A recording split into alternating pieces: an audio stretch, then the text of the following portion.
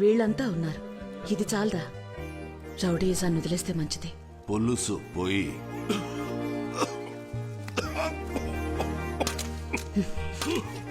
ఇదిలాగే కొనసాగిస్తే పుట్టబోయేవాళ్ళు సమస్యల్లో పడతారు. మేనమావలు మేముండగా సమస్యలు ఎందుకు వస్తాయి? వాడి కత్తి సాము, కర్ర సాము, కుస్తీ పట్లు, కుంగుఫు అని బ్రూస్లీలా తయారు చేస్తాం. పాపాత్ములారా, మీరు మనుషులేనా? పుట్టబోయేవాడు మీలాగా ఎవ్వరిని పొట్టను పెట్టుకోడు. వీడు నా బిడ్డ. వీడిని నమ్మొచ్చిన వాళ్ళకి, సాయం కోరొచ్చిన వాళ్ళకి వీడు ప్రాణాలిస్తాడు. అమ్మా, నువ్వేదో మాట వరుస కంటున్నావు. మహాభారతంలో వచ్చే అభిమన్యుడిలాగా వాడు అన్ని కడుపులోంచి వింటూనే ఉన్నాడు. బయటకు వచ్చిన తర్వాత మా అమ్మ చెప్పినట్టు వింటారా వినరా అంటూ చండ్రాకోలతో అందరినీ తోలొచ్చేస్తాడు.